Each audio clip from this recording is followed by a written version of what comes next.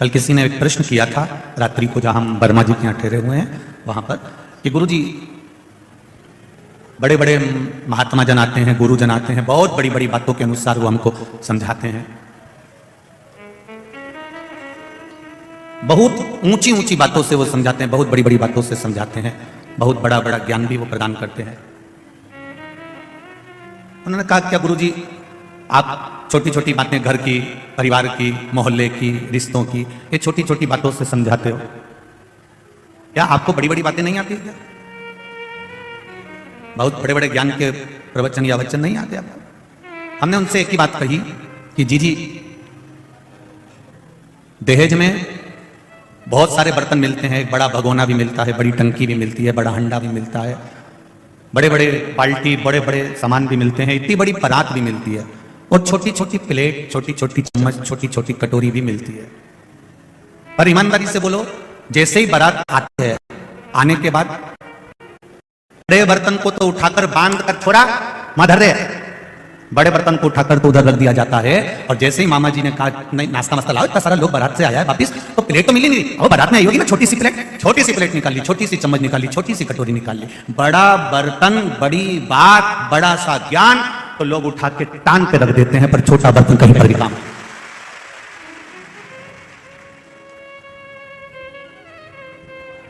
बोलो तो सही है कि गलत है? छोटा बर्तन कभी भी काम आ जाएगा, पर बड़ा बर्तन हर कभी काम आएगा क्या? बड़ा बर्तन तो तुमने आया दहेज में से उठा के रख दिया, पर छोटा बर्तन, छोटी कटोरी, प्लेट, चम्मच तो कभी भी काम आ जाएगा, और तुमने कह दिया छोटा बर्तन निकाल लो। उसी तरह शिव महापुराण में ये छोटी छोटी जो बातें आती हैं, ये छोटे बर्तन की तरह होती है, जब तकलीफ आती है छोटा बर्तन सामने आकर खड़ा हो जाता है।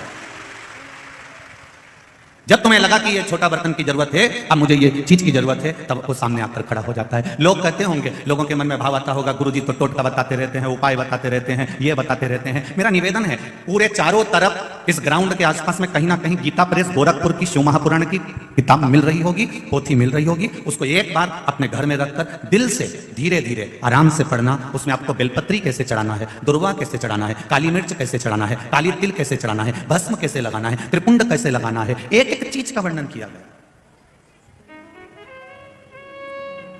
ये छोटे छोटे बर्तन हैं जो हमारे प्रयोग में कभी भी आ सकते हैं, ये छोटी छोटी बातें हैं जो हमारे प्रयोग में कभी भी आ सकती हैं।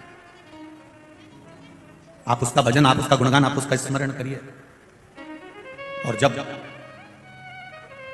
जिंदगी में छोटी सी छोटी बात अगर आपके जीवन में उतरने लगे, तो समझ लो कि मेरे भोलेनाथ जी ने आपका हाथ पकड़ लिया है, अब वो आपको तार देगा, ये निश्चित है। हम ये कभी नहीं कहते कि शिव पुराण सुनोगे तो लक्ष्मी आएगी, शिव पुराण सुनोगे तो ये आएगा, शिव पुराण सुनोगे तो वैभव आएगा या धन आएगा। हम इतना जरूर कहते हैं कि शिव पुराण का अगर एक शब्द भी आपकी जिंदगी में उतर गया और आप अपने कर्म में लग गए, अपनी मेहनत में लग गए और अपने कर्म के अनुसार आगे बढ़ने लगे, छोटे से छोटे काम को भी बड़ा मानकर करने लगे, छोटे से छोटी परेशानी को भी, छोटी सी छोटी परेशानी को भी इग्नोर करते हुए, एक साइड छोड़ते हुए, बड़ी परेशानी आई उसको छोटा मानते हुए भी जब हम बढ़ते चले गए, तो ये निश्चित है कि शिव तत्व हमको प्राप्त हो जाएगा। अपना कर्म करना पड़ेगा। इस व्यासपीठ से कभी नहीं कहा कि आप नर्मदा जी के घाट जाकर बैठ जाओ, कि आप छिपरा जी के घाट जाकर बैठ जाओ, कि संत बन जाओ, कि साधु बन जाओ, कि गुरु जी बन जाओ, कि महात्मा जी बन जाओ, कि विद्वान बन जाओ। अपने को नहीं बनना, ना अपने को संत बनना है, ना साधु बनना है, ना गुरु जी बनना है, ना महात्मा बनना, ना साधु बनना, ना सन्यासी, ना तपस्वी, ना किसी तीर्थ में जाकर जिंदगी भर के लिए बैठना। अपने को नहीं बैठना, अपने घर में बैठो, जितना मन लगे अपने घर में लगाओ। क्योंकि वेद व्यास जी महाराज ने शिव महापुराण की कथा में लिखा है, सबसे बड़ा आश्रम होता है गृहस्थ आश्रम। शंकर भगवान अपने पुत्र गणेश जी के साथ रहते हैं, कार्तिकेय जी के साथ रहते हैं, धर्मपत्नी के साथ में रहते हैं, अपने पोता पोती नाती पंती के साथ में रहते हैं। इसके बाद भी भगवान शंकर कभी अपना घर छोड़कर नहीं गए, कभी कैलाश छोड़कर नहीं गए कि कैलाश छोड़कर और किसी पर्वत पे जाकर बैठ गए। नहीं, मैं अपने घर में रहूंगा, अपने परिवार में रहूंगा, अपनी पत्नी, अपने बच्चों के साथ में रहूंगा, सबके साथ में रहकर भगवान शंकर अपनी भक्ति में लगे रहते हैं, अपने भजन में लगे रहते हैं। वो कहते हैं घर छोड़कर बाहर जाकर भजन करना चाहोगे तो भी भजन नहीं हो पाएगा, और घर में रहकर अगर एक बार मुख से राम भी कह लिया तो तर जाओगे। भजन का बल बड़ा।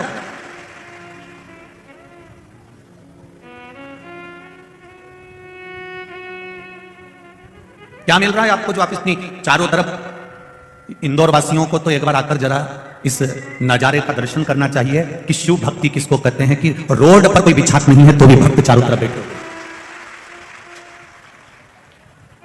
रोड पर कोई भी छत नहीं है, लोग अपने झोले में चादर लेकर आए हैं, पन्नी लेकर आए हैं, आसन लेकर आए हैं, और चारों तरफ बिछा बिछा के। और कितनी समझदार मेरी बहनें होंगी और कितने समझदार मेरे भाई होंगे, चार चार डंडे भी लेकर आए, उसने चद्दर को बांधकर चार कोने से पकड़कर उसके अंदर बच्चों को बिठाकर शिव महापुराण की कथा सुन रहा है। ये धन और दौलत से एकत्रित करी हुई भीड़ नहीं है, ये संपदा से एकत्रित करी गई भीड़ नहीं है। ये मेरे शंकर के ओघड़ी भक्त हैं, अड़भंगा है मेरा शिव, और उसके भक्त भी अड़भंगे हैं। वो अपनी मस्ती में रहकर शिव कथा का तत्व ग्रहण करते हो चले। मैं धन्यवाद दूंगा पुलिस प्रशासन को, जिन्होंने बाहर भी बहुत अच्छे तरह से धीरे धीरे संभालते बहुत अच्छे तरह से संभाल रहे।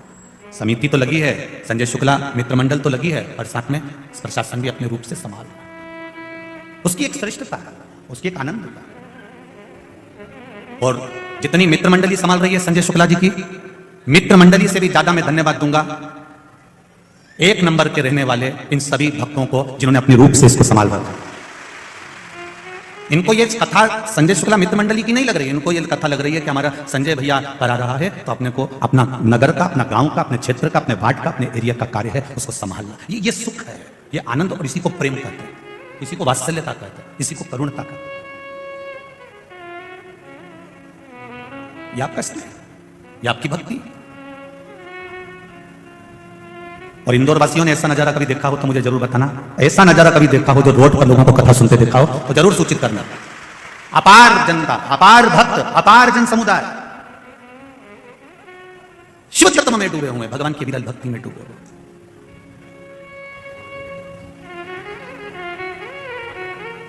और ये भक्ति अविरल होना चाहिए, ये भक्ति का सुख अविरल होना चाहिए। ऐसी अग्रणता रखना चाहिए, ऐसा ही प्रेम रखना चाहिए। ये अपने क्षेत्र की जब कथा है तो उसमें अपन सबका सहयोग किसी ना किसी रूप में। कितनी शांति है, इतनी भीड़ होने के बाद भी बच्चे नहीं बैठे क्या इसमें? ढेर बच्चे बैठे हुए हैं, छोटे छोटे बच्चे भी बैठे हुए हैं, छोटे छोटे बच्चों को लेकर माताएं भी बैठी। कितनी शांति है, शांति का अनुभव करिए। वो तो कहीं कहीं का भेरू ऐसा रहता है जो गदर कर देता है, और वो भी इसलिए करता है क्योंकि उसको सिंदूर नहीं चढ़ा होता है। अगर उसको एक तोला भी सिंदूर अगर चढ़ गया होता, एक लटकाने वाला मिल गया होता, मतलब बर्फ चढ़ गई होती सिंदूर के साथ में, तो फिर वो गदर नहीं करता। गदर वही करता है कि तुम मुझे जानते नहीं हो, तुम मुझे पहचानते नहीं हो। मेरे कार्यकर्ताओं से निवेदन, उसके पांव पड़ करके दिया कर, ऊपर तुझे कोई पहचानता है? ऊपर अगर कोई पहचानता हो तो हम भी तेरे को पहचान लेंगे, कोई दिक्कत नहीं। यहां तो तेरी चल जाएगी, पर वहां तो मेरे डमरू वाले की चलेगी, उसके सिवा किसकी चलने वाली है? कहां भक्ति का एक आनंद के साथ कथा का रस तत्व है। जैसे जैसे जैसे जैसे अंधेरा बढ़ते चले जाते हैं, जैसे जैसे अंधेरा बढ़ता चला जाता है, जैसे जैसे अंधेरा बढ़ रहा होता है, वैसे वैसे वैसे वैसे उस अंधेरे के साथ साथ साथ साथ लाइट चालू करते चले जाते हैं। चारों तरफ मैं आस्था वालों से कहूंगा, रोड पर जितनी पब्लिक बैठी है उसका भी दिखा रहा है, रोड पर जितनी पब्लिक बैठी है उसका भी दर्शन अवश्य करो, उसका भी चारों तरफ शिव तत्व को जाना, भगवान शंकर की उस अविरल भक्ति को पहचाना। और जब तक आप उस अविरल भक्ति को नहीं जानोगे तो जीवन का सुख नहीं मिल पाएगा। अंधेरा होते चले गया, तुम लाइट चालू करते चले गए, धीरे धीरे जैसे जैसे अंधेरा बढ़ता गया वैसे वैसे लाइट चालू करते चले गए। उसी तरह एक स्मरण आपको रहे, एक स्मरण आपकी जिंदगी की अवस्था ढलती चली जाती है, और अवस्था जैसे जैसे ढलती चली जाए वैसे वैसे भगवान की भक्ति को बढ़ाते चले जाओ, भजन करते चले जाओ, भगवान की भक्ति को बढ़ाते चले जाओ। और जैसे जैसे आप भजन को बढ़ाओगे अपने आप भीतर का प्रकाश होता चले जाएगा। सारी समस्या का हल भगवान शिव की अविरल भक्ति का एक फल, ज्यादा कुछ नहीं है। भगवान की अविरल भक्ति के लिए आपको बहुत ज्ञानी बनने की जरूरत नहीं है, बहुत सन्यासी बनने की जरूरत नहीं है, बहुत तपस्वी बनने की जरूरत नहीं है, बहुत संत बनने की जरूरत नहीं है। शिव पुराण कहती है आप बनो तो शिव भक्त बनो, भगवान शंकर के भक्त बनो।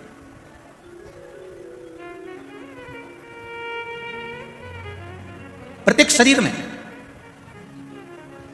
जब तक ये श्वास चलती है 21,600 श्वास मनुष्य के शरीर से प्रतिदिन निकलती है, प्रतिदिन। और 21,600 श्वास जो मनुष्य के शरीर से प्रतिदिन निकलती है, ये 21,600 श्वास में भगवान का भजन निश्चित होना चाहिए, क्योंकि ये श्वास में शिव समाया होता है। जब श्वास निकलना बंद हो जाती है, श्वास है शिव है तो शरीर है, और जब श्वास निकल गई शिव निकल गया तब ये शव बन जाता है। इसका कोई महत्व नहीं होता, फिर इसका कोई महत्व नहीं रह पाता हमारा। तेरी कृपा बिना न हिले एक भी अणु, लेते हैं श्वास तेरी कृपा से बखान क्या करूं मैं, चपटी भभूत में खजाना हे गंगा ओमकार तू बोले ओमकार तू, आयो शरण तिहारी शंभुकार।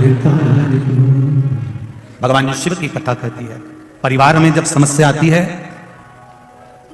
प्रॉपर्टी की समस्या आती है, जमीन जायदाद की समस्या आती है, मकान की, घर की, कुटुंब की, परिवार में कोई भी समस्या खड़ी होती है, तो हम तहसील में जाते हैं, कलेक्ट्रेट में जाते हैं और जाकर पुराना रिकॉर्ड खुलवाते हैं।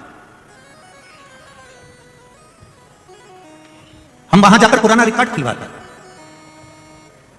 पुराना रिकॉर्ड खुलवाया और पुराना रिकॉर्ड खुलवा कर दिखवाया कि इसमें हमारी जमीन कितनी है, हमारी जायदाद कितनी है, हमारा मकान कितना है, हमारे ससुर के नाम कितना है, हमारे पति के नाम कितना है, मेरे बेटे के नाम कितना है, हम दिखवाते हैं। परिवार में अगर समस्या आई तो कलेक्ट्रेट में जाकर, तहसील में जाकर, पंचायत में जाकर हमारा पुराना रिकॉर्ड हम खुलवाते हैं और उस रिकॉर्ड में हम देख लेते हैं कि ये हमारा है और बाकी का ये दूसरे का है। उसी तरह परिवार में समस्या आती है तो कलेक्ट्रेट जाकर, तहसील जाकर पुराना रिकॉर्ड खुलवाया जाता है, और जब मन में समस्या आती है तो कथा में जाकर पुराण खुलवाई जाती है। वो घर की समस्या को मिटा सकता है पुराना रिकॉर्ड, परिवार की समस्या को मिटा सकता है पुराना रिकॉर्ड, पर यह पुराण, चाहे वो श्रीमद् भागवत पुराण हो, चाहे वो विष्णु पुराण हो, चाहे नर्मदा पुराण हो, चाहे पद्म पुराण हो, चाहे नारद पुराण हो, चाहे ब्रह्मवेत्ता पुराण हो, चाहे अग्नि पुराण हो, चाहे ताप्ती पुराण हो, जितनी भी पुराण आप पढ़ेंगे, उन सारी पुराणों क्यों खोली जाती है? हमारा देखने के लिए कि हमारा पूर्व का जीवन क्या था और उस जीवन में हम कैसे जीते आए।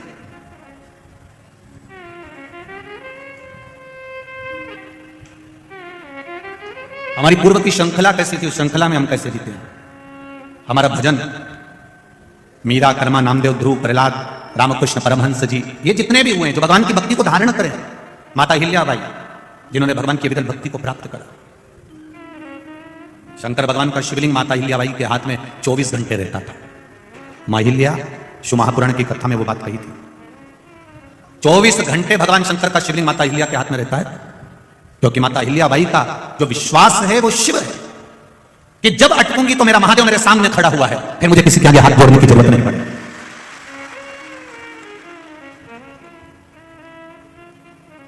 बाकी के जितनों की भी आप मूर्ति देख लो, पूरे संसार में जितनी भी मूर्तियां आपको जहां लगी मिले, उन मूर्तियों का दर्शन करना। सारी मूर्तियां कोई हाथ जोड़ती नजर आएगी, कोई आशीर्वाद देती नजर आएगी, कोई इशारा करते हुए नजर आएगा, कोई बाय करते हुए नजर आएगा, कोई टाटा करते हुए नजर आएगा। केवल भारत की भूमि पर एक मूर्ति ऐसी है माता अहिल्याबाई की, जिस मूर्ति में अहिल्याबाई जब भी नजर आएगी तो उसके हाथ में भगवान शंकर का शिवलिंग नजर आएगा।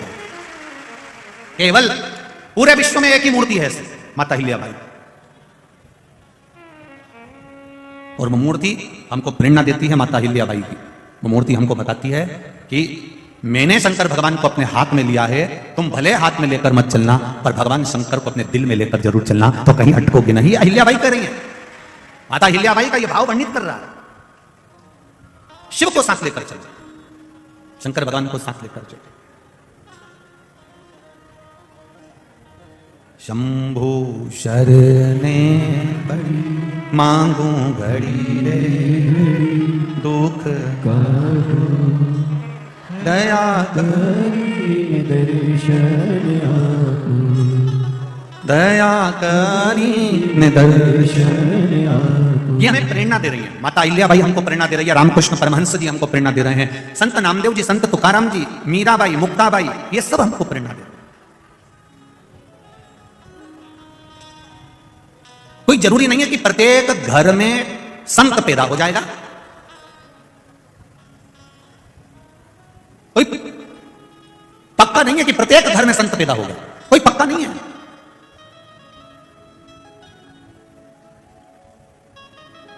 खूब सारा मक्का लगाई, खूब सारा भुट्टा लगाया, मक्का लगाई, एक जैसा बीज, एक जैसा पानी, एक जैसी फसल, पर कहीं कहीं का भुट्टा, मक्का ऐसी रे एकदम मीठी, और बाकी का कहीं कहीं का देख लो तो ऐसा निकले, कहीं में तो दाना ही नहीं निकले, नहीं छीलो तो कहीं 2-4 इधर चिपका, नहीं 2-4 इधर चिपका, नजर ही नहीं, एकदम फीका, स्वाद ही नहीं है। और किसी किसी में इतना स्वाद, तो जरूरी थोड़ी ना कि सभी के घर में संत हो जाएंगे, सभी के घर में भगवंत हो जाएंगे, कोई जरूरी थोड़ी ना कि सबके घर में आम का पेड़ है और सबके घर में आम लग जाएंगे। फिर भी सबके घर में आम का पेड़ नहीं है, पर जितने भी यहां बैठे हैं और जितने टीवी के सामने बैठे हैं और मोबाइल पर सुन रहे हो, ईमानदारी से बोलना, तुम्हारे घर में भले आम का पेड़ नहीं होगा, तुम्हारे यहां भले आम नहीं लगेगा, पर क्या तुम आम नहीं खाते हो? खाते हो। कहां से लाते हो? बाजार से। सब्जी वाले क्या जाओगे, मार्केट वाले क्या जाओगे, फल वाले क्या जाओगे और वहां से आम लेकर आओगे। आम सभी को खाना, आम सबको अच्छा लगता है, पर आम का पेड़ तुम्हारे घर में नहीं है, तुम्हारे खेत में नहीं है, तुम्हारे इतना आम लगता भी नहीं है कि तुम सब आम खा जाओ। महाराज, आम भले तुम्हारे यहां नहीं लगे, आम भले तुम्हारे यहां पैदा नहीं हो, आम भले तुम्हारे यहां नहीं मिले, तो तुम बाजार से लाती हो और बाजार से लाकर उस आम को खाकर अपने उदर को तृप्त करती हो। उसी तरह हमारे घर में भले संत पैदा नहीं हो, पर हम किसी कथा में से जाकर थोड़ी सी ज्ञान की बात लाकर इस आत्मा को तो तृप्त कर सकते हैं। कथा में से हम थोड़ा सा तो ला सकते हैं ना। ठेले वाले से भी तो आम खरीदते हैं, फल वाले के पास में जाकर हम सब्जी भाजी तो खरीदते हैं। तो ये वो फल है जिसको हमने शिव महापुराण के भीतर बैठकर, भगवान शंकर की कथा में बैठकर, भगवान शंकर की अविरल भक्ति में बैठकर हमने कुछ प्राप्त करा। और संपूर्ण विश्व वालों ने, केवल देश में नहीं विदेश में भी लोग भगवान शंकर को जल चढ़ा रहे हैं। ये वो फल, भले उन्होंने, उनके घर में आम नहीं लगा, भले उनके घर में कोई संत पैदा नहीं हुआ, पर उन्होंने वो आम खरीद कर लेकर गए, अर्थात उसका स्वाद उनको लग गया। उसी तरह आपको जो शिव पुराण का स्वाद लगा है, वो स्वाद कोई साधारण नहीं है। एक लोटे जल से क्या फल मिल सकता है, वो स्वाद जिंदगी में लगा, वो स्वाद मिल गया। एक बेलपत्री, एक बेलपत्र और उसका महत्व, एक बेलपत्री के मध्य डंडी का महत्व, एक बेलपत्री के पीछे की डंडी का महत्व, एक बेलपत्री में डूंठ जो लगा रहता है उसका महत्व, एक बेलपत्री के मध्य पत्ती का महत्व, एक बेलपत्री का राइट और लेफ्ट का महत्व, ये सब हम नहीं जानते थे। पर धीरे धीरे शिव महापुराण की कथा जब सुनना प्रारंभ करी तो हमको बेलपत्री का महत्व मालूम पड़ा कि बेलपत्री में है क्या जिससे शिव प्रसन्न हो जाते हैं। एक बेलपत्री में ऐसा क्या था कि माता पार्वती जी ने अपनी पुत्री अशोक सुंदरी से कहा, ए अशोक सुंदरी जाओ, आज शिवरात्रि का दिन है, मुझे शंकर भगवान की आराधना करना है, जाओ जरा बेलपत्री लेकर आओ। अशोक सुंदरी संपूर्ण जगह पर भ्रमण कर आ गई, संपूर्ण जगह बेलपत्री नहीं मिली, बेलपत्र नहीं मिली। आखिरी में जिस वन में अशोक सुंदरी का जन्म हुआ था, नंदन वन में, तो वहां अशोक सुंदरी वहां पहुंची। अशोक सुंदरी को बेलपत्र प्राप्त नहीं, और जब अशोक सुंदरी को बेलपत्र प्राप्त नहीं हुई तो ढूंढती ढूंढती ढूंढती ढूंढती और आगे चली, नहीं मिली। अंत में अशोक सुंदरी को लगा कि मेरी माता ने आज मुझे पत्र लिखकर भेजा है कि मेरी पूजन में बेलपत्र नहीं है। तो अशोक सुंदरी ने अपने 100 बच्चों को भेज दिया कि जाओ जरा बेलपत्र पता लगा कर। बच्चे जब अशोक सुंदरी के पुत्र पुत्री जाने लगे तो उन्होंने, पिताजी ने पूछ लिया, अशोक सुंदरी के पति ने, राजा नहुष ने, भगवान शंकर के दामाद हैं राजा नहुष, अशोक सुंदरी के पति हैं राजा नहुष। राजा नहुष ने पूछ लिया अपने बच्चों से, बेटियां कहां जा रही हो तुम, मेरे पुत्र कहां जा रहे हैं? आज मेरी 100 बेटियां, 100 बच्चे क्या ढूंढने जा रहे हैं, तुम क्या ढूंढ रहे हो? सब जगह पर ढूंढने लगे। इतने में बच्चों ने कहा राजा नहुष से, पिताजी हम नाना जी की पूजन के लिए जो बेलपत्र चाहिए, तो नानी जी ने बेलपत्र बुलवाई, उस बेलपत्र को ढूंढने के लिए जा रहे हैं।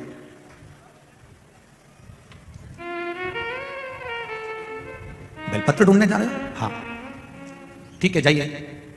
अशोक सुंदरी माता के बच्चे जब बेलपत्र ढूंढने के लिए गए तो उनको बेलपत्र, ये तो पार्वती जी का कोई एक अपने बच्चों को ज्ञान होगा, अपने बच्चों को प्रेरणा होगा, और पार्वती जी की वो प्रेरणा हमको लेना है।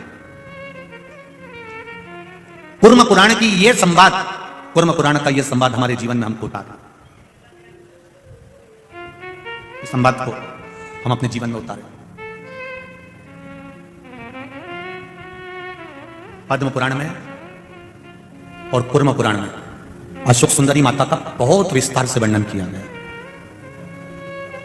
कभी मौका लगे तो पद्म पुराण में अशोक सुंदरी का संवाद पूरा पढ़िएगा, और कूर्म पुराण को निकालिएगा तो उसमें भी इसको पढ़िएगा।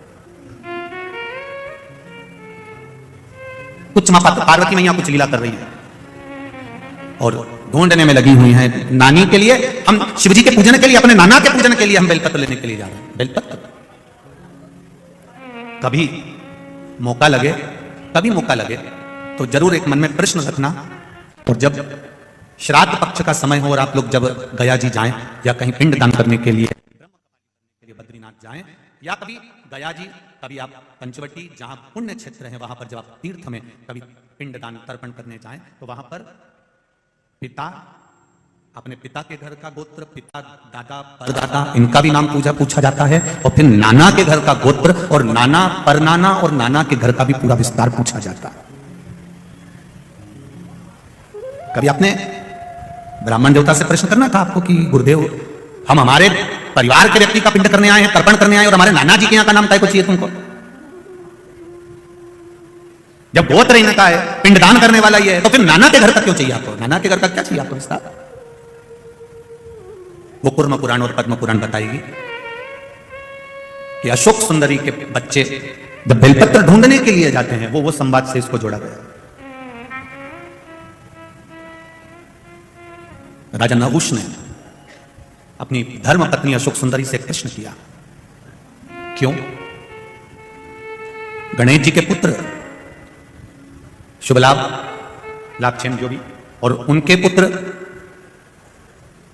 अमोद प्रमोद, फिर उनके पुत्र जब कार्तिकेय जी की 2 धर्म पत्नियां, फिर उनके वंशावली, जब इतना सब कुछ वहां पर है, तो फिर माता पार्वती जी ने अपने बच्चों को या अशोक सुंदरी तुझको क्यों भेजा है कि ये बेलपत्री लेकर आना है, ये बेलपत्री ढूंढ कर लाना है, तो तुझे क्यों बोला है? अशोक सुंदरी के मन में भी ये बात अटकी। तब अशोक सुंदरी उसी समय पर कमल के पुष्प के ऊपर बैठकर ब्रह्मदेव के पास चली गई, और ब्रह्मदेव के पास जाकर अशोक सुंदरी ने अपना प्रश्न सम्मुख में रखा कि आखिर माता पार्वती जी ने बेलपत्र मुझसे क्यों बुलवाई है? कारण क्या है बेलपत्र का? मेरे बच्चे ढूंढ रहे हैं, मेरे बच्चे लेकर आ रहे हैं, उस बेलपत्र की महत्वता क्या है? ब्रह्मा जी कहते हैं,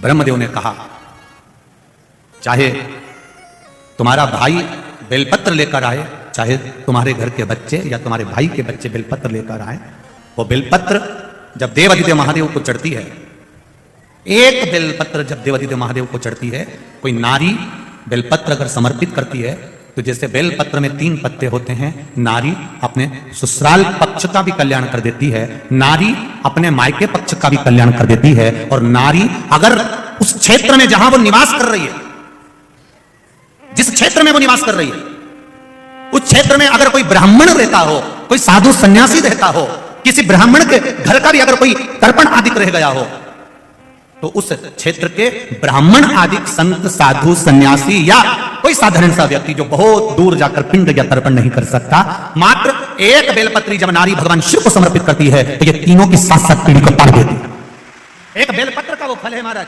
कूर्म पुराण करिए, पद्म पुराण करिए, एक बेलपत्र का वो फल है, एक बेलपत्र का वो महत्व है।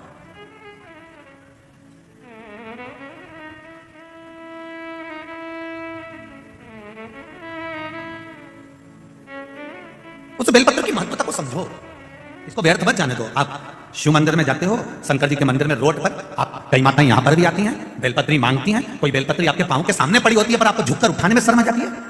किसी ने गिरा दिया, हम काय को उठाएं? तुम्हें शर्म आ जाती है बेलपत्री, मंदिर में घूम रहे हो, मंदिर में दर्शन कर रहे हो, और बेलपत्री सामने पड़ी हो, तुम्हें उठाने में शर्म आ रही है।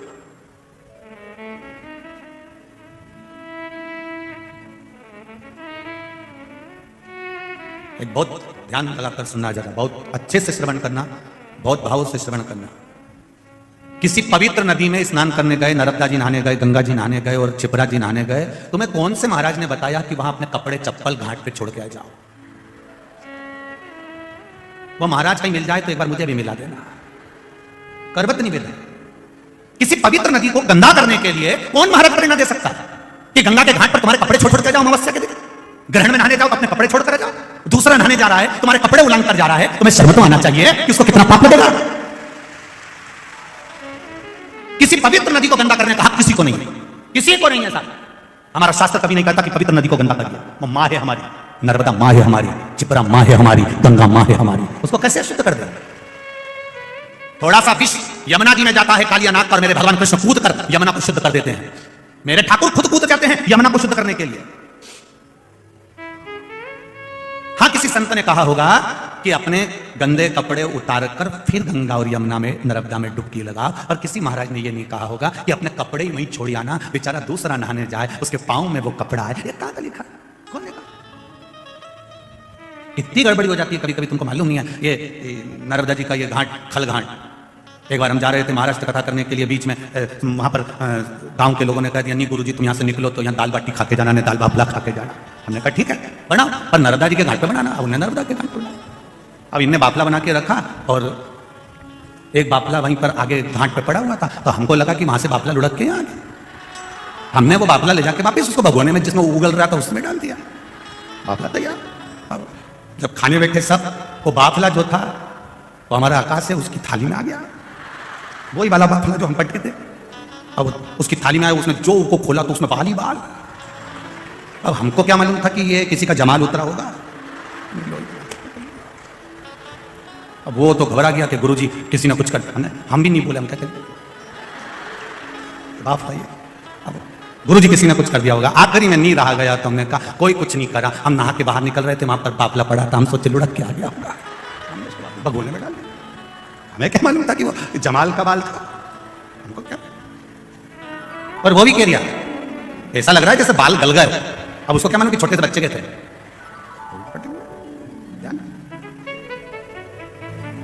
ब्रह्मता ना रखे, अपनी पवित्र नदियों को शुद्ध रखिए। जब नदियां, पर्वत और यह पर्यावरण जब शुद्ध रहेगा तो किसी को ऑक्सीजन की मशीन की जरूरत नहीं पड़ेगी। ये शुद्ध रहेगा तब आनंद अपने आप बढ़ता चलेगा। कौन कहे तुमको कि तुम ये इसको फेंक दीजिए? नारी जब एक बेलपत्र चढ़ाती है शिव जी को तो वो ना जाने कितनी पीढ़ियों को तार देती है। हम तो केवल 7 पीढ़ी या 3 पीढ़ी की बात कर रहे हैं। उज्जैन के ऋण मुक्तेश्वर मंदिर पर दीवार पर लिखा हुआ है कि शिव महापुराण की कथा वर्णन करती है। शिव महापुराण की कथा श्रवण करने वाला, शंकर भगवान को भजने वाला, शिव को एक बेलपत्र चढ़ाने वाला, उज्जैन के ऋण मुक्तेश्वर मंदिर की दीवार पर लिखा हुआ है कि शंकर की कथा अगर कोई सुन लेता है तो उसकी 7 पीढ़ी नहीं 71 पीढ़ी पर जाती है। ये उज्जैन कह रहा है, ये उज्जैन का ऋण मुक्तेश्वर मंदिर कह रहा है, जो पत्थर पर अंकित करी गई बातें लिखी हुई है। कितना दिया उसने? आप केवल राजा नहुष ने अपनी धर्मपत्नी से कहा तो अशोक सुंदरी ने ब्रह्मा जी से पूछा कि ये बेलपत्री मेरी माता ने बोलाई, उसका फल तुम अगर लाकर दे भी दिए हो। बेलपत्री जितने हाथ से स्पर्श होकर जाती है, जितने के हाथ उसमें लगे होते हैं, उसकी पीढ़ी दर पीढ़ी तरती चली जाती है। यह बेलपत्री का नियम है।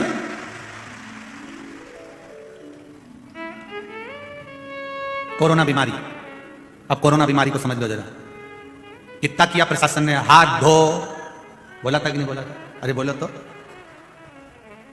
उन्होंने हाथ धोने का बोला था, तुम जरा से हाथ के चक्कर में छोरा छोरी को धो देती थी।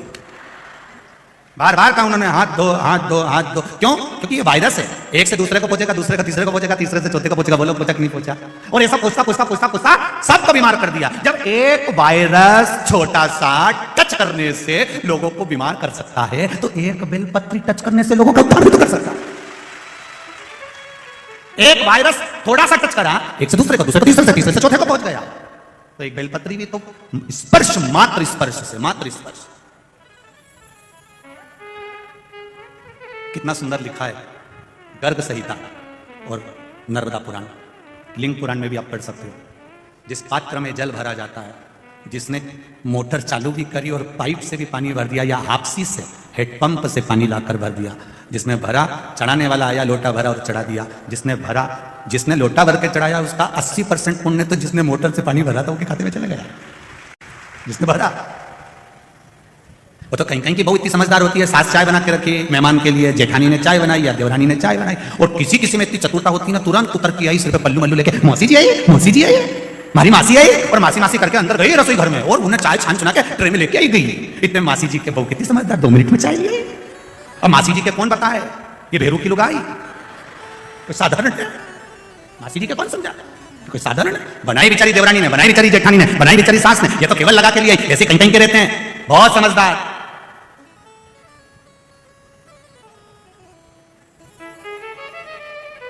अभी हम जहाँ ठहरे हैं वर्मा जी के, उनके पास में शंकर जी का मंदिर है।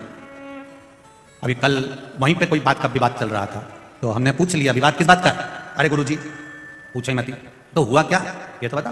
वो एक माता ने अपना आसन लगाया था पूजन करने के लिए, वो बेचारी उधर पार्वती जी के पास तक गई, इतनी देर में उस आसन पे दूसरी आके बैठ गई और उससे कहा कि तू उठ जाके नहीं उठ जा, क्योंकि मैंने बिछाया। तो क्या बिछाया होगा, मुझे तो बिछाया मिला, मैं तो समझी महादेव ने मेरे लिए बिछाया। उठे और हिले, अब तुम बताओ गुरु जी कहीं करे। देखा इन दो आसन जिसका है वो निपट लेगा, जिसका आसन।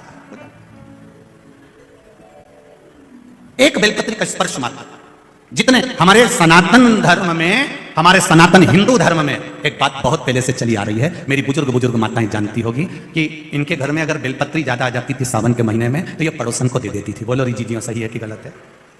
अगर ज्यादा आ गई तो वो पड़ोसन को दे देती थी। कोई वस्तु ज्यादा है उसको उठा कर दे दिया, ले वो फूल हरतालिका तीज के दिन ले जा उसको दिया, वो चढ़ा लेगी, उसमें क्या दिक्कत, चढ़े यहाँ चढ़े वहां चढ़े, एक ही बात। ज्यादा है पहुंचा। अब जो पड़ोसन ने बेलपत्री भेजी, दूसरे के हाथ भेजी, तीसरे के हाथ पहुंची, तीसरे ने चौथे के हाथ पहुंची, चौथे ने पांचवे के हाथ पहुंची, जितना स्पर्श होते चली गई उतना अपना कल्याण करती चली गई। जिसने दी थी वहां से लेकर जहां पहुंची वहां तक उद्धार। अशोक सुंदरी नीचे आई, अपने पति राजा नहुष को अपनी दिल की बात बताई कि मैंने ब्रह्मदेव से ऐसा ऐसा सुना है और ब्रह्मा जी ने जो कहा मैंने विश्वास मानकर किया। अगर विश्वास है तो परमात्मा है। एक ये पत्र आया है, देखिए विश्वास।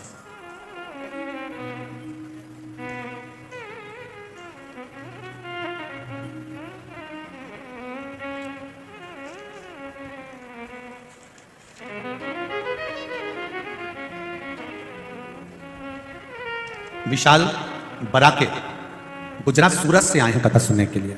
विशाल बराके गुजरात सूरत से आए हैं, कहीं बैठे हो तो हाथ हिलाइएगा। सूरत गुजरात से हैं, कहीं बैठे हो तो हाथ हिलाइएगा। विशाल बराके, मैं विशाल बराके सूरत गुजरात से, उम्र है 24 साल, मोबाइल नंबर ये है। क्या बखान करूं मैं शिव जी का एक लोटे जल का। कोरोना महामारी में मेरा काम छूट गया था, 2 साल मैं घर पर ही था, बहुत जगह काम करने गया पर कहीं कहीं नौकरी नहीं लगी, हार गया, इतना परेशान हो गया। तब किसी कारणवश मैं इंदौर आया था बहन के यहाँ, और बहन बोली भैया परेशान मत हो, इंदौर में कथा चल रही है तू भी चल।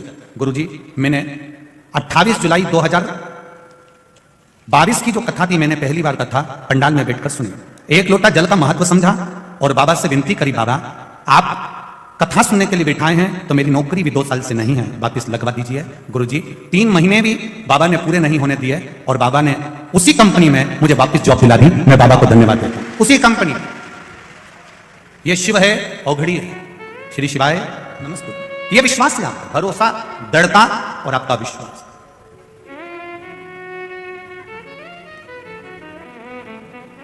तेरी कृपा बिना ना हिले एक भी अणु, लेते हैं श्वास तेरी कृपा से।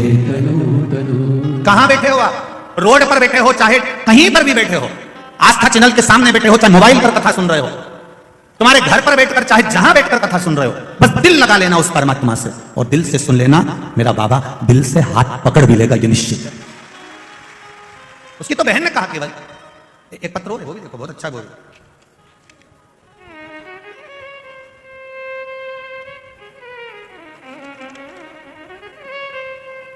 मेरा नाम सरला नामदेव है, मेरी बहू का नाम वर्षा है, मैं अशोक नगर इंदौर में रहती हूँ। कहीं बैठी हूँ तो हाथ हिलाइए, आती हैं दोनों हाथ हिला दे, श्री शिवाय नमस्ते, दोनों हाथ ऐसे हिला दीजिए, श्री शिवाय नमस्ते। इंदौर में रहती हूँ। रुद्राक्ष के जल और एक लोटा जल का क्या महत्व है इसका वर्णन मैं नहीं कर सकती गुरुजी। मेरी बहू प्रेग्नेंट थी, डॉक्टर ने सोनोग्राफी का कहा, मैंने सोनोग्राफी करवाई। यह बात 16/5/2022 की है। डॉक्टर ने कहा बच्चे का होठ नहीं है। जैसे ही मैंने सुना वैसे ही मैंने भोलेनाथ से विनती करी, पशुपतिनाथ का व्रत प्रारंभ करा। गुरुजी मेरे 3 व्रत पूरे हुए और व्रत में ही किसी कारण से 2 व्रत नहीं कर पाई। पता नहीं बाबा को क्या मंजूर था। फिर मैं 19/8/2022 को मेरी बहू के पेट में दर्द होने लगा, मैं उसे हॉस्पिटल लेकर गई। मैं भगवान शिव का जाप करती हुई गई, बहू को रुद्राक्ष का पानी पिलाती रही। हॉस्पिटल पहुंचते ही उसकी सोनोग्राफी हुई। डॉक्टर ने बोल दिया कि बच्चे का होठ नहीं है और अब इसमें धड़कन भी नहीं है, इसकी श्वास भी नहीं चल रही है, धड़कन भी नहीं चल रही है और इसका होठ भी नहीं है। पर मुझे बाबा पर भरोसा था गुरुजी, मैंने रुद्राक्ष का जल दिया था। बाबा मेरे बच्चे की धड़कन नहीं ले सकते थे, ये मुझे विश्वास था। मैंने बाबा से कहा बाबा मेरी लाज जरूर रखना। आपके भरोसे पर, शिव महापुराण के भरोसे पर मैंने शंकर जी को जल चढ़ाकर पिलाया है। डॉक्टर मेरी बहू को ऑपरेशन का बोलकर थिएटर में ले गए और कहा इसके बच्चे में धड़कन नहीं है, होठ नहीं है, ये बच्चा मरा हुआ होगा। बाबा ने उसको ऑपरेशन कक्ष में लेकर गए। 9:15 रात को मेरी यहां पर बहू को बेटा हुआ और बाबा की कृपा से उसकी धड़कन भी थी और होठ भी थे। ये शिवा। डॉक्टर ने कहा कि आश्चर्य की बात है, ऐसा केस हमने जिंदगी में पहली बार देखा है। डॉक्टर भी आश्चर्य में पड़ गए, ये केस हमने जीवन में पहली बार देखा है। सोनोग्राफी गलत नहीं कर सकती, सोनोग्राफी में तो सब सही आया होगा, ये पलट हुआ कैसे है? तब मेरे मुख से निकल गया, ये सब मेरे भोले बाबा डमरू वाले का कमाल, ये शिव है। ओ घड़ी बैठिए बहन, श्री शिवाय नमस्ते, बैठिए। उसकी कृपा बिना कुछ नहीं हो सकता। इसका विश्वास पक्का था, भरोसा घड़ी था, विश्वास घड़ी था। भरोसा यदि पक्का है तो माता सावित्री भी सत्यवान को यम से छुड़ा ला सकती है। आपका विश्वास पक्का है तो मेरा महादेव आपके साथ है, हर पल हर घड़ी है, हर क्षण है, हर पल। और ये हमारा विश्वास कहता है। इतने पत्र आपके आते हैं, सब पत्र यहीं रहते हैं।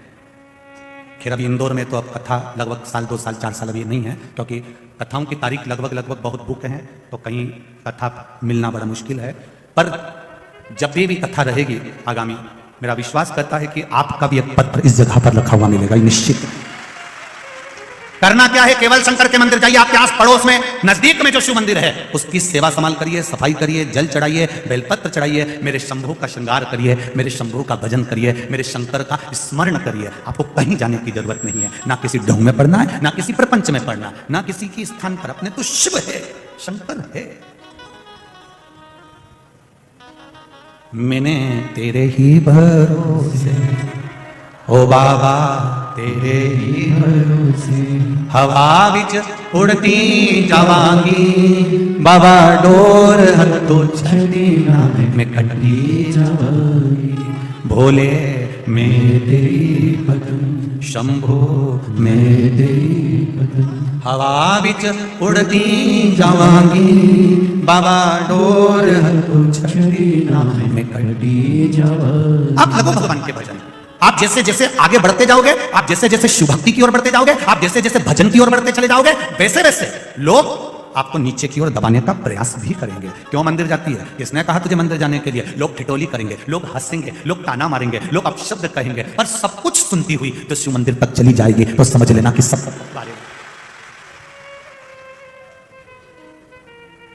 पतंग और पत जब बढ़ता है तो काटने वालों की संख्या भी बढ़ जाती है, निश्चित है। पतंग जब बढ़ेगी और पद जब बढ़ेगा, आपकी प्रतिष्ठा, आपका पद, आपकी उन्नति, और पतंग जब ये ऊपर बढ़ती जाती है, बढ़ती जाती है, बढ़ती जाती है, तो लोगों को रास नहीं आती और वो उसको काटने का विचार करने लगते हैं। पतंग बढ़ रही है, उसे बढ़ने दीजिए। आप अपनी डोर बस भोलेनाथ जी के हाथ में छोड़ दीजिए,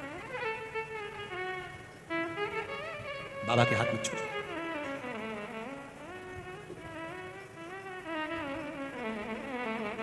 उसकी कृपा जब होगी तब सुख मिलेगा। बेलपत्र ढूंढने के लिए अशोक सुंदरी गई, बेलपत्र ढूंढने के लिए अशोक सुंदरी की 100 बेटियां गई, बेलपत्र ढूंढने के लिए अशोक सुंदरी के पुत्र गए, बेलपत्र ढूंढने के लिए दामाद भी गया। पर शिव भक्ति, पार्वती जी को कुछ लीला करना थी, बेलपत्र नहीं मिली, नहीं मिली बेलपत्र।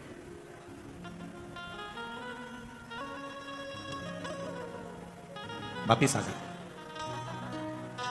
पार्वती जी ने पूछा शिवरात्रि है, तुम्हें बेलपत्र नहीं मिली? कहीं नहीं, बेलपत्र नहीं। तब गौ माता की पूंछ को घुमाती घुमाती घुमाती घुमाती, गौ माता की पूंछ को घुमाती घुमाती माता संतोषी वहां पहुंची। जब गौ माता की पूंछ घुमाती घुमाती माता संतोषी वहां पहुंचती है, संतोषी ने देखा दादा दादी कह रहे हैं, ये दादा दादी, दादी जी कह रही हैं, पार्वती मैया कह रही हैं कि बेलपत्र नहीं लाई अशोक सुंदरी से। बुआ से जब ऐसी बात कही जा रही है तो संतोषी माता ने, संतोषी ने गाय की पूंछ को छोड़ा, हाथ का स्पर्श सुंदर भाव से करते हुए हाथ खासा करा, और संतोषी मैया अंदर गई और शिव जी के पास में, दादाजी के पास में जटा में जो बेलपत्र लगी थी वो बेलपत्र उठाकर संतोषी लेकर आई, पार्वती जी के हाथ में दिया, दादी जी चढ़ा दीजिए। दादी जी ने बेलपत्र लेकर पूछा, संतोषी ये बेलपत्र तेरे पास कहां से आई? ये बेलपत्र तेरे पास आई कहां से? संतोषी ने कहा, दादाजी के मस्तक पर चढ़ी थी ये बेलपत्र, मैंने आपको ला कर दी है। चढ़ी हुई बेलपत्र तो मुझे ला कर दिया। संतोषी ने कहा, दादी मां, एक बार मैंने दादाजी के मुख से सुना था, शिव पर चढ़ने के बाद कोई भी चीज निर्माल्य नहीं होती है, खराब नहीं होती है। भगवान नारायण भगवान के चरण से निकली है गंगा विष्णु पदी कहलाई है। भगवान विष्णु के चरण से निकली हुई गंगा विष्णु पदी कहलाई है। शंकर जी के ऊपर चढ़ गई तो गंगा भी कहती है मेरा कल्याण हो गया, अब मैं कल्याण करने वाली हो गई। विष्णु पदी कहलाई, शहद मक्खी का झूठा है, वो भी भगवान पर चढ़कर औषधि बन जाता है, वो भी औषधि बन गया। मेरे शंकर भगवान पर जो चढ़ा वो शुद्ध और आनंदित हो गया। अभी ये कथा जब पूरी हो जाएगी, ये कथा पूर्ण होने के बाद में ये कथा 30 तारीख को पूरी हो जाएगी। 3 तारीख को बड़ौदा गुजरात में, 3 तारीख को बड़ौदा गुजरात में, 3 तारीख से 9 तारीख तक गुजरात वासियों के लिए बहुत सौभाग्य का विषय है कि बड़ौदा में, वैसे तो गुजरात में 2 कथा मिली है गुजरात वालों को, पर उसमें 3 दिसंबर से 9 दिसंबर तक बड़ौदा के लेप्रेसी ग्राउंड में सरदार लेफ्टिनेंट 4 रास्ता आजवा रोड बड़ौदा गुजरात में, बड़ौदा के अंदर यह कथा मिली है। 3 तारीख से 9 तारीख तक, 3 दिसंबर से 9 दिसंबर तक। कथा का समय पहले दिन तो 1 बजे से 4 बजे रहेगा, पर बाकी के समय 2 बजे से 5 बजे रहेगा। तो उस कथा का मूल तत्व क्या है? जैसे यहां द्वादशीक ज्योतिर्लिंग पर कथा चल रही है, वहां जो कथा होगी शंकर भगवान के प्रसाद पर कथा होगी कि शिव जी का प्रसाद 3 हिस्से क्यों होना। शंकर भगवान का जब पशुपति व्रत किया जाता है तो पति भी व्रत कर रहा है, पत्नी भी व्रत कर रही है, तो पत्नी जिस पात्र में प्रसाद बनाई है उस पात्र को प्रसाद बनाने के बाद धोया क्यों जाता है, और पति के लिए जब प्रसाद बनाएगी तो पात्र धोकर क्यों रखा जाता है? उस प्रसाद की महत्वता को जाने। शंकर भगवान को कौन सा प्रसाद लगता है? शिव जी का प्रसाद 7 स्थान ऐसे बताए गए हैं जहां पर शंकर भगवान के प्रसाद को नहीं रखा जाता। 7 स्थान बताए गए। वो 7 स्थान कौन से हैं जहां शिव जी का प्रसाद नहीं रखा? 3 समय ऐसे हैं जिस समय पर भगवान शंकर के प्रसाद को अगर ग्रहण करा जाता है तो व्यक्ति रोग से मुक्त हो जाता है। 2 स्थान ऐसे बताए गए जहां पर शंकर भगवान पर चढ़ा हुआ रुद्राक्ष का प्रसाद हो जाता है तो उसका जल का सुख कहां प्राप्त होता है? मैं संपूर्ण भारतवासियों से और देश विदेश में बैठे हुए संपूर्ण श्रोता भाई बहनों से और सभी नवयुवक बेटा बेटियों से कहना चाहूंगा, ये प्रसाद शिव प्रसाद, शिव महापुराण की कथा बड़ौदा से जो सुनने को मिलेगी उसको छोड़ना मत, जो जीवन का आनंद दे जाए तो सुनो। और जो गुजरात की पावन धरा पर आकर कथा सुनना चाहते हैं वो बड़ौदा आकर श्रवण कर सकते हैं, बड़ौदावासी, गुजरातवासी और आसपास के जितने महाराष्ट्र और राजस्थान वाले लगे हैं। आओ कथा सुनो, तत्व श्रवण करो उस कथा का, अपने जीवन में उतारो, समझो उस प्रसाद की महत्वता क्या है, उस प्रसाद की मूलता क्या है। क्यों पीपल के वृक्ष के नीचे रखा हुआ प्रसाद का क्या महत्व होता है, आंवले के वृक्ष के नीचे रखा हुआ प्रसाद का क्या महत्व होता है, बट वृक्ष के नीचे रखे हुए प्रसाद का क्या महत्व होता है, उसकी महत्वता। तुलसी के क्यारे के पास में कटोरी में रखे हुए प्रसाद का क्या महत्व होता है, उसको समझना है ना। बहुत भ्रम फैला रखा है लोगों ने, शिव जी पर चढ़ा हुआ ये प्रसाद नहीं खाना है तो ऐसा नहीं करना है। हम उसको समझें शिव महापुराण के माध्यम से, उसकी महत्वता को समझें।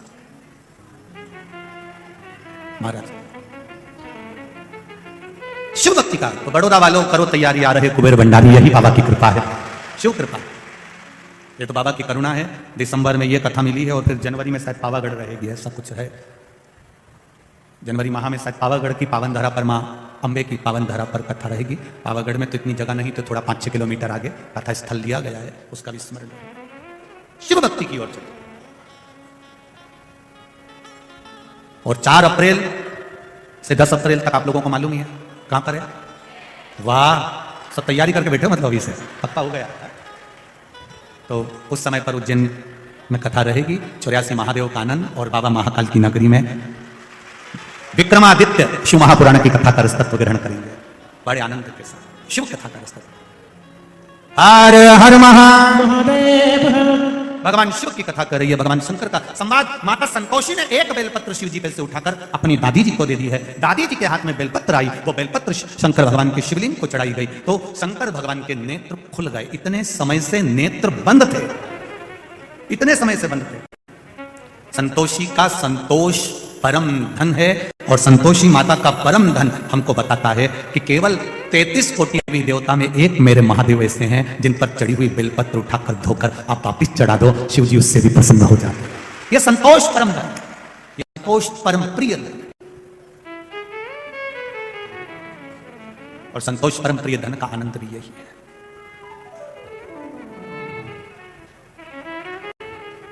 है। ये सुख वही, ये आनंद।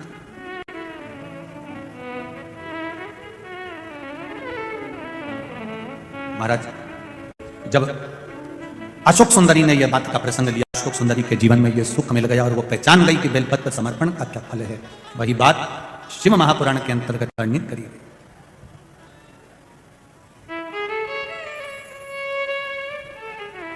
तेरे डमरू की धुन सुन के मैं काशी नगरी आई हूँ, तेरे डमरू की धुन सुन के मैं काशी नगरी आई हूँ, तेरे डमरू की धुन सुन के मैं काशी नगरी आई हूँ, तेरे डमरू की धुन सुन के मैं काशी नगरी आई हूँ, मैं काशी नगरी आई हूँ, मैं काशी नगरी आई हूँ, मैं काशी नगरी आई हूँ, मैं काशी नगरी आई हूँ, मैं काशी नगरी आई हूँ, मैं काशी नगरी आई हूँ, मैं काशी नगरी आई हूँ,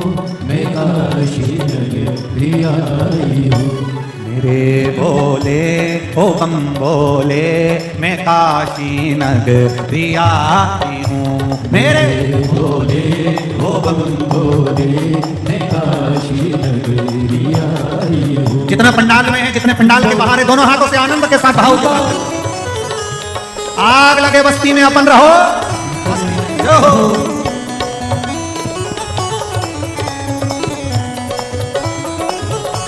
चैनल वालों से निवेदन है, जो रोड पर बैठे हैं, जो भगवान की भक्ति का भजन कर कर नाच कर आनंद ले रहे हैं, उनका भी दर्शन अवश्य कराइएगा भाव के साथ।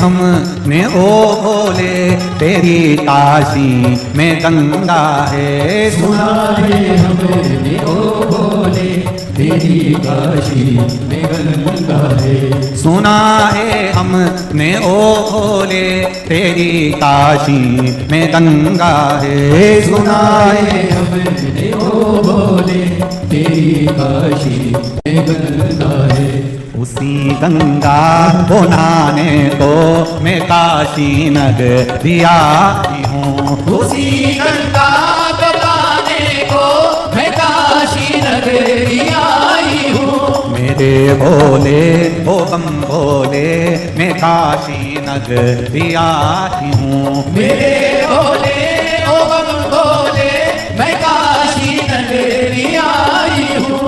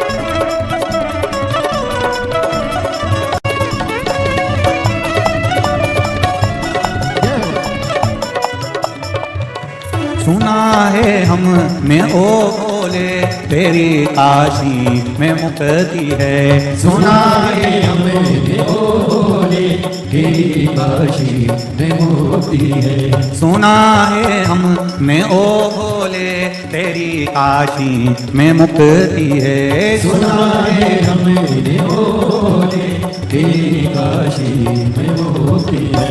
उसी मुक्ति को पाने को मैं काशी नगरी आई हूँ। उसी मुक्ति को पाने को मैं काशी नगरी आई हूँ। मेरे भोले ओ बम भोले मैं काशी नगरी आई हूँ।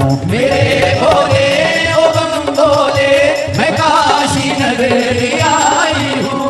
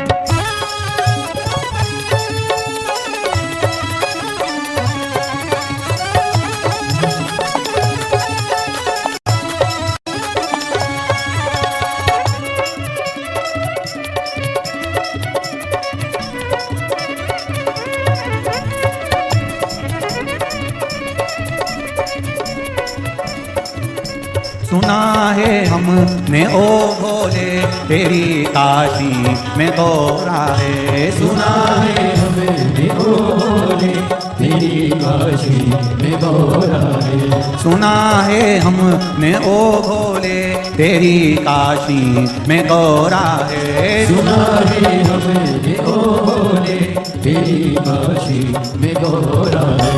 उसी गौरा को पाने को मैं काशी नगरी आई हूँ। उसी गौरा को पाने को मैं काशी नगरी आई हूँ। उसी गौरा को पाने को मैं काशी नगरी आई हूँ। उसी गौरा को पाने को मैं काशी नगरी आई हूँ। मेरे भोले ओ बम भोले मैं काशी नगरी आई हूँ। मेरे भोले ओ बम भोले मैं काशी नगरी आई हूँ। मैं काशी नगरी आई हूँ। मैं काशी नगरी आई हूँ। मैं काशी नगरी आई हूँ। मैं काशी नगरी आई हूँ। मैं काशी नगरी आई हूँ। मैं काशी नगरी आई हूँ। अपने स्थान पर बैठकर भगवान शिव के मूल मंत्र का स्मरण करते हुए बाबा देवाधिदेव महादेव से निवेदन करें, विनती करें, बाबा से प्रार्थना करें। अपने जीवन की सार्थकता के लिए, शिव भक्ति को प्राप्त करने के लिए भगवान शंकर से निवेदन। श्री शिवाय नमस्तु। श्री शिवाय नमस्तु। श्री शिवाय नमस्तु। श्री शिवाय नमस्तु। श्री शिवाय नमस्तु। भोला सब दुख काटो मारा, ओ भोला सब दुख काटो मारा। शिव शंकर जपो तेरी माला, भोले बाबा जपो तेरी माला। भोला सब दुख काटो मारा, ओ भोला सब दुख काटो मारा। शिव कथा कर रहे हैं। भगवान शंकर का चरित्र कहता है, आंध्र प्रदेश के कृष्ण जिले में कृष्णा नदी के तट पर है श्री मल्लिकार्जुन।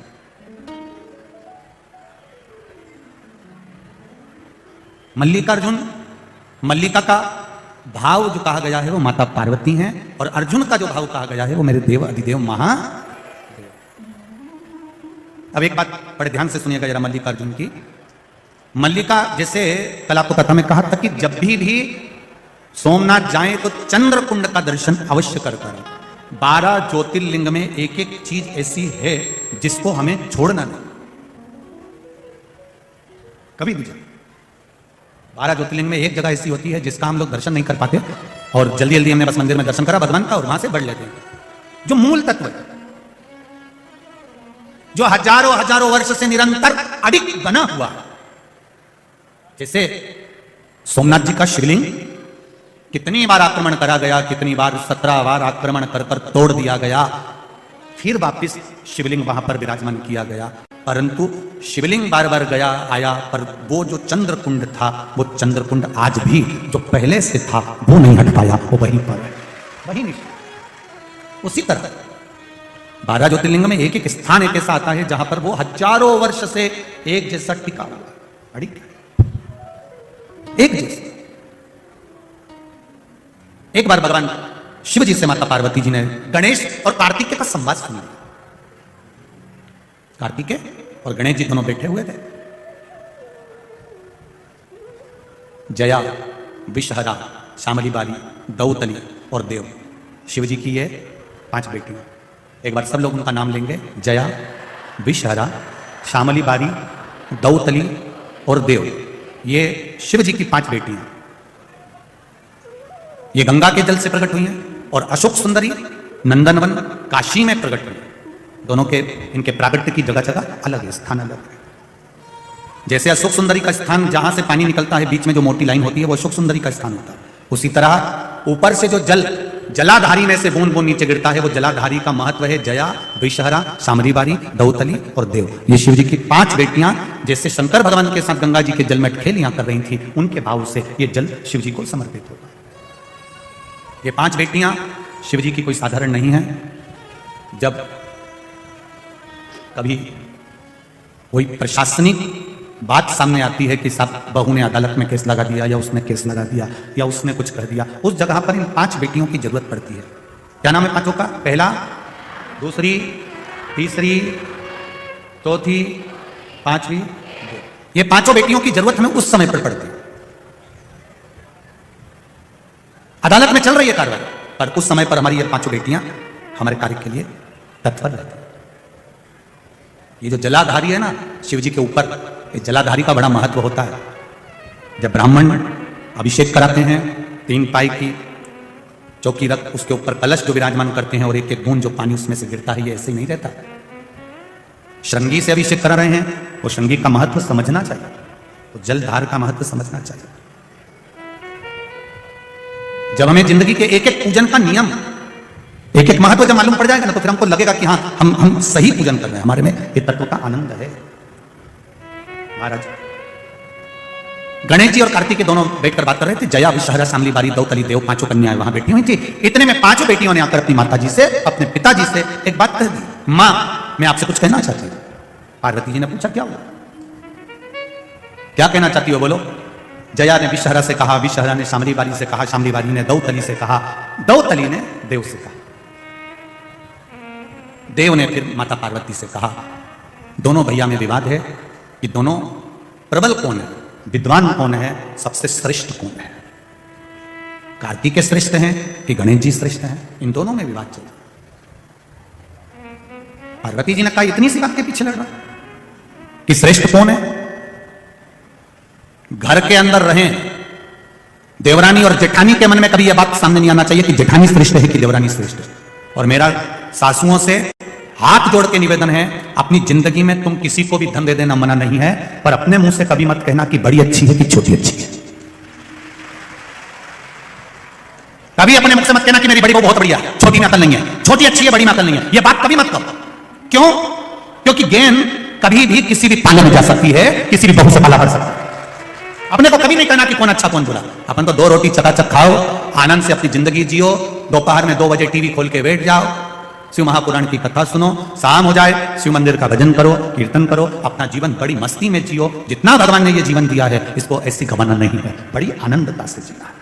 नहीं पढ़ना अपने को ज्यादा चक्कर में, हमारी बड़ी बहू अच्छी, मेरी छोटी बहू अच्छी, ये भेद जब तुम्हारे भीतर आ जाएगा तो बहुओं के हृदय में भी ये भेद आ जाएगा, और बहुओं के भीतर अगर ये भेद आया तो जीवन नरक कर देगा।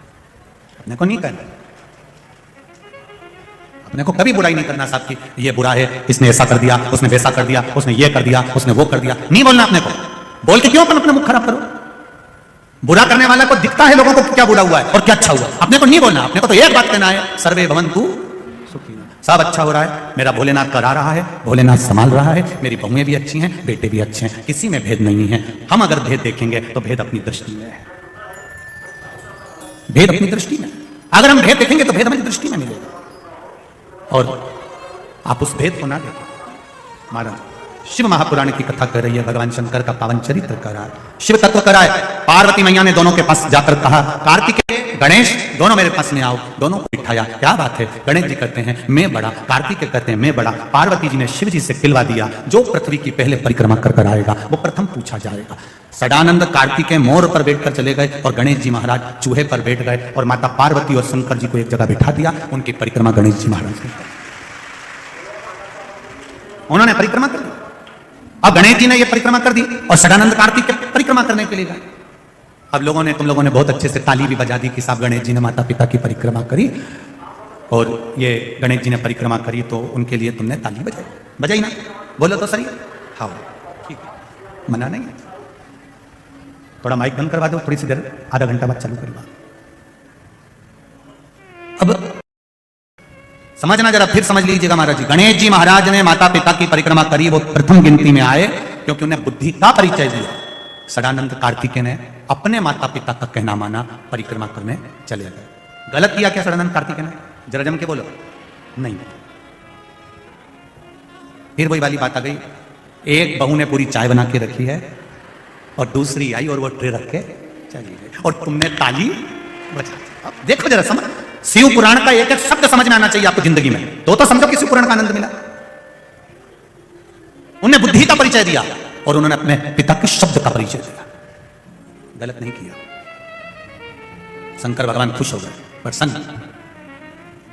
उन्हें कह दिया प्रथम गिनती में गणेश जी पूछे जाएंगे, प्रथम गिनती में गणेश जी पूछे जाएंगे। एक क्षण की देरी नहीं करी उन्होंने। उसी समय पर शंकर भगवान ने डमरू खड़काया, प्रजापति विश्वरूप जी को बुलाया, मेरे गणेश का विवाह होना चाहिए। पार्वती जी ने रोका, शिव जी थोड़ा सा रुकिए। शंकर भगवान अति उत्साह में रहे, छोटे बेटे के प्रति प्रेम अधिक रहा, उन्होंने देरी नहीं करी। मां जगत जननी की बात नहीं सुनी। प्रजापति विश्वरूप जी की कन्या को बुलाकर गणेश जी का विवाह कर दिया। विवाह हो गया। सदानंद कार्तिक के पृथ्वी की परिक्रमा करने गए हुए हैं, गणेश जी का विवाह हो गया। रिद्धि बुद्धि रिद्धि सिद्धि घर में आ गई। रिद्धि सिद्धि के भी घर में एक एक बेटे ने जन्म ले लिया, शुभ लाभ पैदा हो गए, जन्म ले लिया, दादाजी बन गए। ये अति खुश हैं, पर इस खुशी में पार्वती जी को कोई खुशी नहीं है। बहुत ध्यान देना शिव महापुराण के संवाद पर।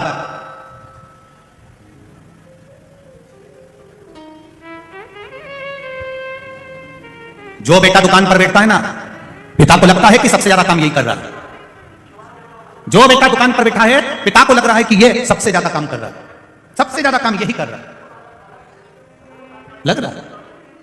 अब पर जो बेटा पूरा मार्केट घूम रहा है, फोन पे बात कर रहा है, कोई उसको डरा भी रहा है, कोई धमका भी रहा है, कोई उसके पीछे तलवार लेकर भाग रहा है, कोई उसको अपशब्द भी कह रहा है, वो अपने पिता तक बात नहीं आने दे रहा, अपने भाई पर आंच नहीं आने दे रहा, वो सब जगह से बचा रहा है, सब जगह से सपोर्ट कर रहा है। पिता को लगता है वो कोई काम ही नहीं करता, पर उसका काम इसके काम से 4 गुना ज्यादा है, अधिक है।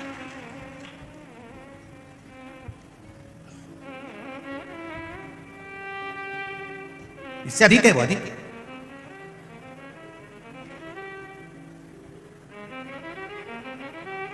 कई लोग कहते हैं महाराज जी राजनीति बड़ी सरल होती है, हम कहते हैं कर कर देखिए।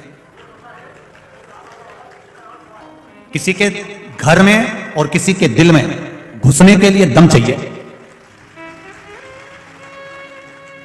मैं संजय भैया को धन्यवाद दूंगा, साधुवाद दूंगा कि आप हृदय में बैठे हो लोगों के, इसलिए उसका भाव यहां दिख रहा है। दिल चाहिए, सहजता कोई नहीं। फोन पर कह दिया। तो एक माता पार्वती जी ने कहा आपने कैसे निर्णय ले लिया, आपने बेटे की शादी भी करा दी, आपने सब कुछ कर दिया, आप आगे बढ़कर काम कर दिया और आए षडानंद कार्तिकेय, उससे पहले ये सब कुछ हो चुका था। पार्वती मैया खुश नहीं थी, माता पार्वती की आंख में आंसू भरा हुआ था। केवल एक माँ संसार में ऐसी होती है जो अपने बच्चों को कभी भेद रखकर दूध नहीं पिलाती है कि मैंने बड़े को ज्यादा पिलाऊंगी, छोटे को कम पिलाऊंगी। माँ कभी भेद नहीं रखती कि मैं बड़े को ज्यादा दूध पिलाऊंगी, छोटे को नहीं पिलाऊंगी, छोटे को पिलाऊंगी तो बड़े को नहीं पिलाऊंगी। बराबर का एजुकेशन माँ देती है, बराबर के कपड़े पहनाती है, बराबर का श्रृंगार करती है, बराबर का आनंद कराती है। और बच्चा छोटा होता है, माँ उसकी आंखों में कजरा भी लगाती है और उसकी राई नोन लेकर नजर भी उतार देती है।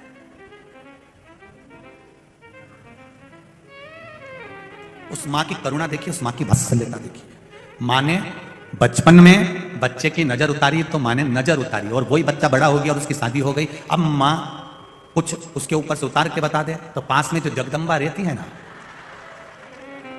उसको लगेगा जरूर मेरी सास कुछ कर रही थी तुम पे। बस ये अंतर है, यही अंतर है। शिव महापुराण में जिंदगी भर से माता पार्वती जी शंकर जी को जल चढ़ा रही हैं, हमारे घर के पूर्वज शिव जी को जल चढ़ा रहे हैं, हमारे यहाँ के बुजुर्ग मर मर के चले गए शंकर भगवान को जल चढ़ाते चलाते, शिव जी पर अभिषेक करते करते, जल चढ़ाते, सावन महीना शिवरात्रि को जल चढ़ाते हुए आज के समय में सीहोर वाले महाराज ने जल चढ़ाना बता दिया तो लोगों को लग गया टॉप का बता दिया। जो पूर्व का चला सास बच्चे की नजर उतारती है, वो नजर उतारी है उसने, मां है। और वही नजर आज बहू आने के बाद अगर सास उतार दे तो उसकी निगाह में लग जाएगा इसने कुछ गलत करा होगा। गलत देखने वाले को गलत दिखता है। काला चश्मा लगाओगे तो कालिए ही नजर आओगे, पीला चश्मा लगाओगे तो पीले दिखोगे, नीला लगाओगे तो नीले दिखोगे। संत को संत नजर आता है, भगवंत को भगवंत नजर आता है, साधु को साधु नजर आता है, धर्मात्मा को धर्मात्मा नजर आता है, प्रपंची को प्रपंची और ढोंगी को ढोंगी नजर आता है, कामी को कामी नजर आता है, कपटी को कपटी नजर आता है।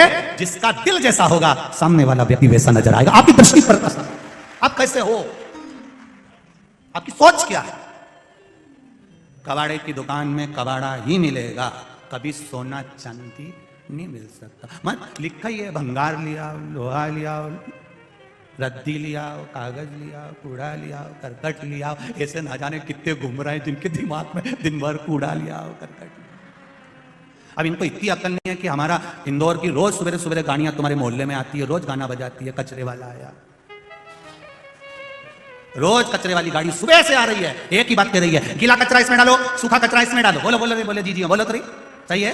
2 डब्बे रखे उन्हें, गीला कचरा इसमें डालो, सूखा कचरा इसमें डालो, गीला कचरा इसमें डालो, सूखा कचरा इसमें डालो। रोज कचरे की गाड़ी आ रही, सुबह सुबह से आकर कहती है कचरा कचरा की गाड़ी में डालो। वो हमको ज्ञान देती है कि देखो तुम्हारे दिमाग में और मन में ये 2 डब्बे हैं, इसमें कचरा मत रखना रे, उस कचरे की गाड़ी में पटक देना, अहंकार को दूर छोड़ देना, काम लोभ आसक्ति वासना तृष्णा दूर पटक दो अपने इस डस्टबिन।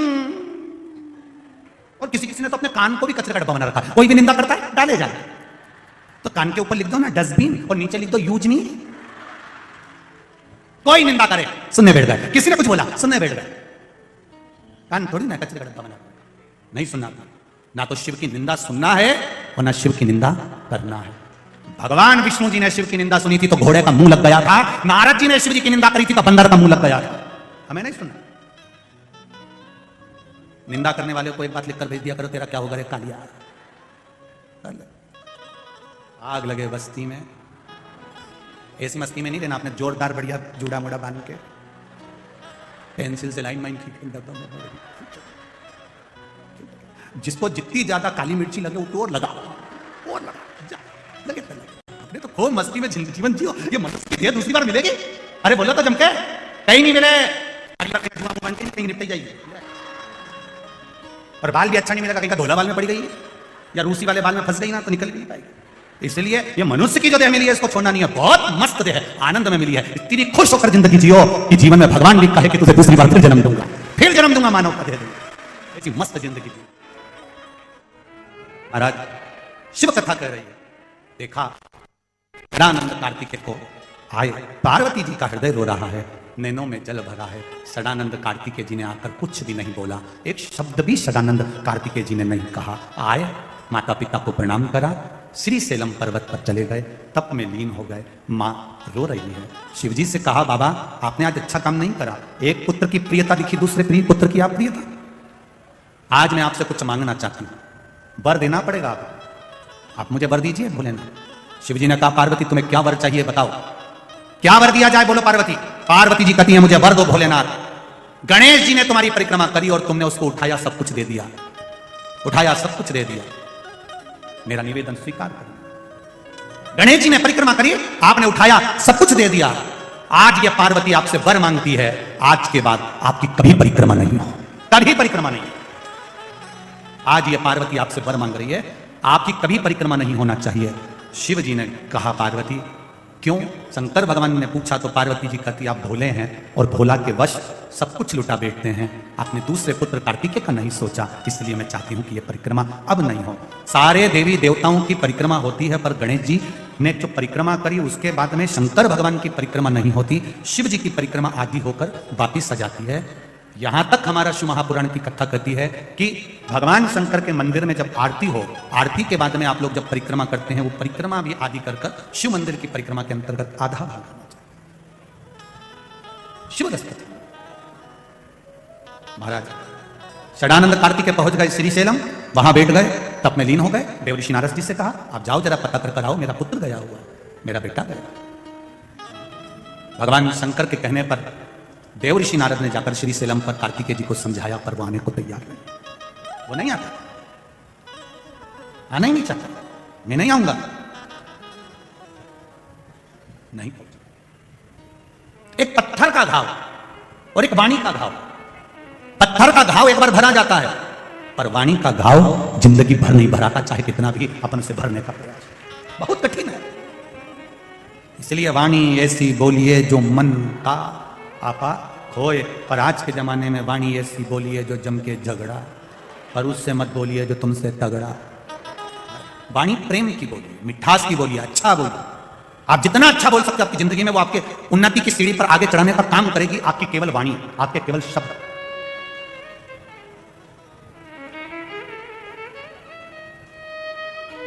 आपकी वाणी, आपके शब्द आपको उन्नति की ओर बढ़ाने का प्रयास करेंगे।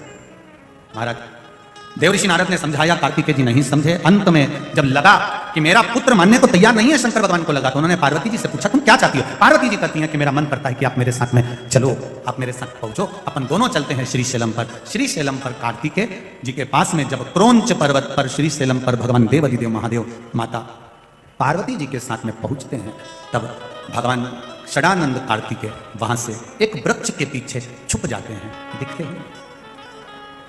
आज भी जिस वृक्ष के पीछे षडानंद कार्तिकेय जी छुपे थे, उस समय हजारों वर्ष पहले वो वृक्ष, जैसे आपको कहा कि सोमनाथ जी में एक चंद्रकुंड है, उसी तरह मल्लिकार्जुन भगवान के मंदिर के ठीक सामने एक पीपल का वृक्ष है।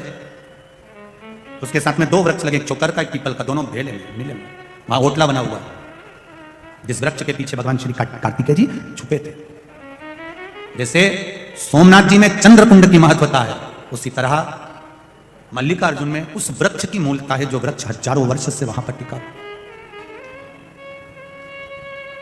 पताल गंगा का दर्शन हमको केवल एक ही जगह पर होता है, आंध्र प्रदेश के मल्लिकार्जुन से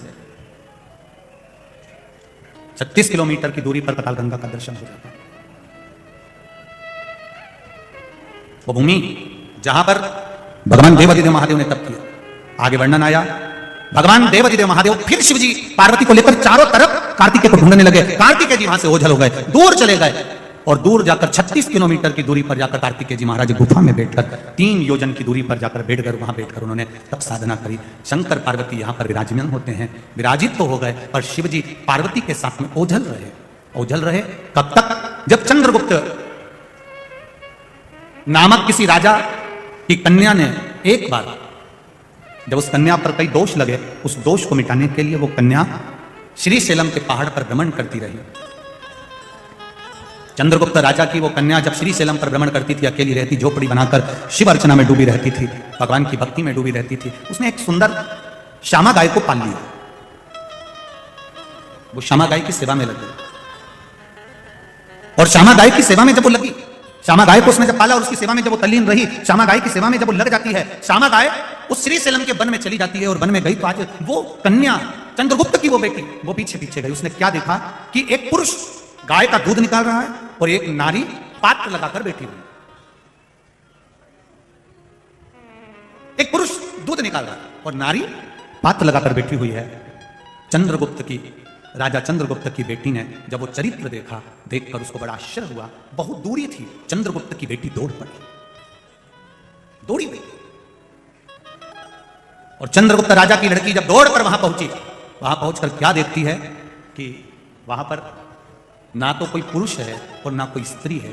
गाय के नीचे एक शिवलिंग विराजमान है, उस शिवलिंग पर दूध अपने आप गिर रहा था। उस कन्या ने देखा, उस नारी ने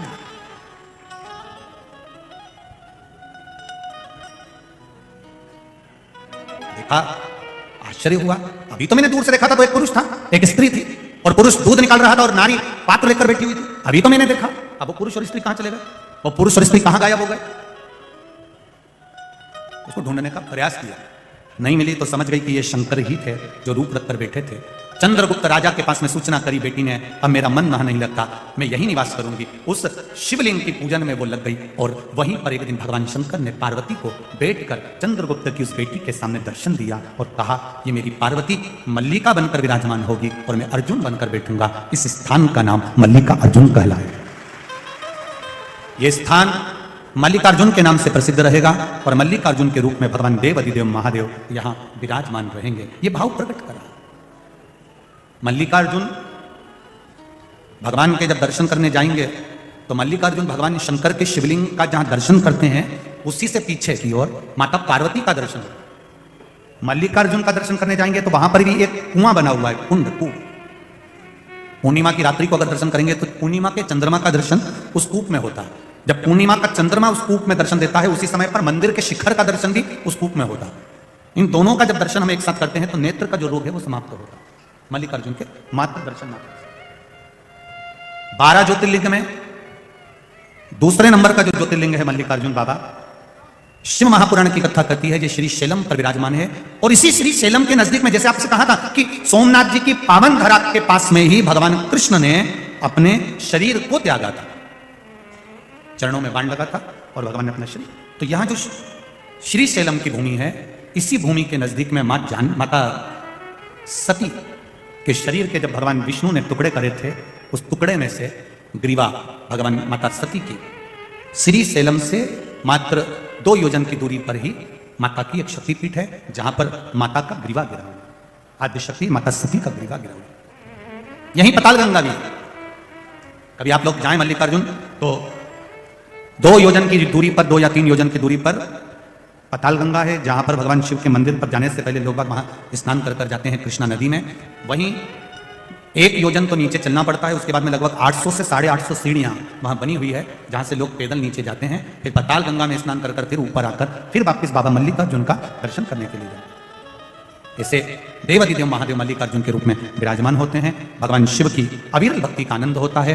बोल मल्लिकार्जुन भगवान की जय। आगे वर्णन आता है, दक्ष प्रजापति की जो माता सती पुत्री जलकर भस्म होती है, वो हिमालय राज की यहाँ पार्वती के नाम से विख्यात होती हैं। माता पार्वती और भगवान शिव का मंगल विवाह होता है। भगवान देवाधिदेव महादेव माता पार्वती जी के साथ पधार रहे हैं। जोरदार ताली बजाकर स्वागत करेंगे। हमारे बीच में कुछ अतिथि गण आए हैं। रमेश भैया भी पधारे हुए हैं साथ में, जिन्होंने सुंदर माहिल्या शिव महापुराण की कथा को इंदौर नगर में कराया था। और साथ में ही विराजमान है आदरणीय गोलू भैया जी शुक्ला, और साथ में विराजमान है ओमकार सिंह जी बलराम जी भी विराजमान है। एक बार सभी अतिथि गणों का जोरदार ताली बजाकर स्वागत। भावभक्ति से सुंदर जयमाला माता पार्वती भगवान शिव जी के गले में पहना रही हैं। पार्वती मैया शिव जी के गले में जयमाला दे रही हैं। जोरदार ताली बजाकर स्वागत करें। हर हर महादेव।